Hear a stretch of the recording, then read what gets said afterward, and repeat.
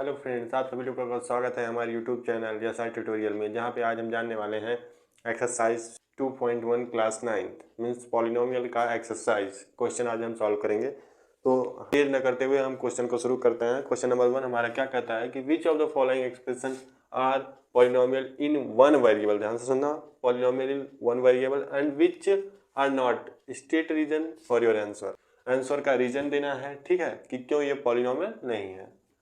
पहला अगर देखें तो पॉलिनॉम हमारा क्या होता है, कोई एक्सप्रेशन हो जो a x square plus b x plus c के फॉर्म में हो, जहाँ पे ए बी सी क्या हो सकते हैं, रियल नंबर हो सकते हैं, और इसका जो पावर होगा वेरिएबल जो भी होंगे वेरिएबल उसका पावर होगा जो non negative integral. Non negative integral का क्या मतलब होता है, नॉन नेगेटिव इंटीग्रल होने चाहिए। नॉन नेगेटिव इंटीग्रल का क्या मतलब होता है, पॉजिटिव होने चाहिए। पॉजिटिव मतलब प्लस में होने चाहिए, जो वेरिएबल्स के पावर रहेंगे वो प्लस में होने चाहिए। तो देखते हैं ऐसा कौन कौन सा है। ठीक, तो यहाँ पहले देखें तो एक x square b x plus c, तो इसके वेरिएबल्स के पावर हमारा पॉजिटिव है, तो ये पॉलिनोमियल होंगे।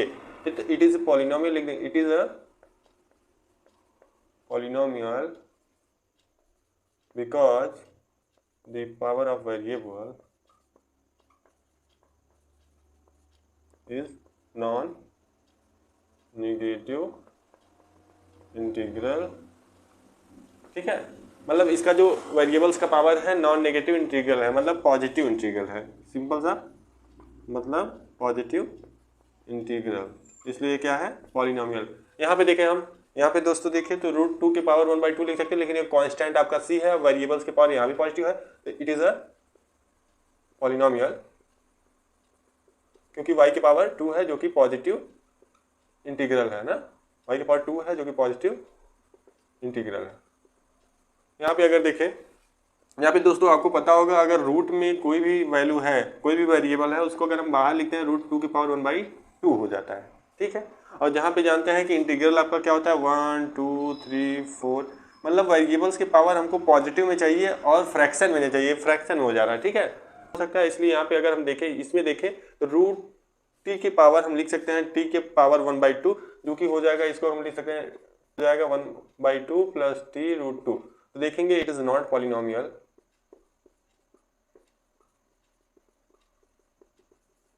because the power of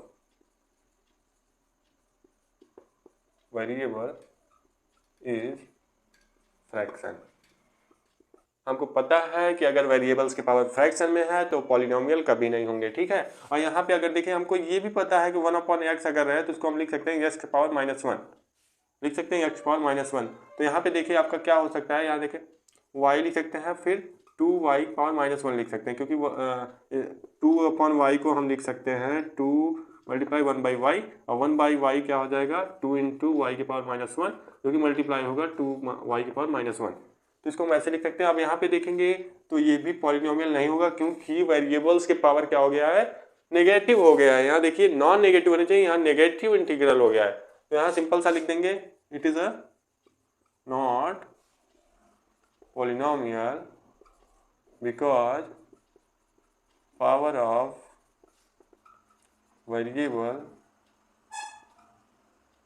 is negative integral। यहाँ पे सीधी सी बात है, ये पॉलिनोमियल, हमको पॉलिनोमियल तो होगा लेकिन कितने वेरिएबल में, 3 वेरिएबल में। पॉलिनोमियल विथ 3 वेरिएबल्स, लेकिन हमको पूछा किसमें है, 1 वेरिएबल में, तो यहाँ पे हो जाएगा it is not 1 variable polynomial,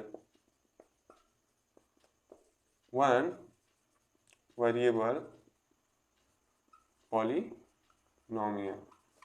हाँ दोस्तों, यहाँ तक क्लियर हो गया होगा। अब हम चलते हैं सेकंड क्वेश्चन करते हैं, हम तीनों क्वेश्चन का बात करते हैं। ठीक है, हम 3 क्वेश्चन देखते हैं। क्वेश्चन नंबर 2 क्या कह रहा है, right the coefficient of x square in each of the following. और कोफिशिएंट हमारा क्या होता है, जैसे कि किसी वेरिएबल्स के बगल वाला कांस्टेंट, हाँ, the constant beside the variables. ठीक है, तो जिस वेरिएबल्स के बगल में कोई कांस्टेंट होगा वह उस वेरिएबल का कोफिशिएंट होगा। हम बात करें अगर कोफिशिएंट की, तो सीधा से हम लिख सकते हैं एक्स स्क्वायर के बगल में यहाँ पे क्या है, यहाँ पे 1 लिख सकते हैं, कोई दिक्कत नहीं। ठीक है, तो बगल में आपको क्या मिल रहा है, यहाँ पे 1, यहाँ पे -1 मिल रहा है, ध्यान से देखना -1, और यहाँ पे π/2, यहाँ पे है ही नहीं। ठीक है, तो यहाँ पे है नहीं मीन्स क्या हो गया, हो जाएगा 0। हम इसलिए लिख सकते हैं 0 x स्क्वायर, हम लिख सकते हैं 0 x स्क्वायर, तो इसका कोफिशिएंट क्या हो जाएगा 0। तो इसका अगर लिखना हो तो इसका कोफिशिएंट क्या हो जाएगा 1 और इसका -1 और इसका π/2 और इसका 0। ठीक है, समझ में आया कोफिशिएंट। किसी वेरिएबल्स के बगल वाला कांस्टेंट उसका क्या होता है कोफिशिएंट। ठीक है, उसी वेरिएबल्स का कोफिशिएंट होता है।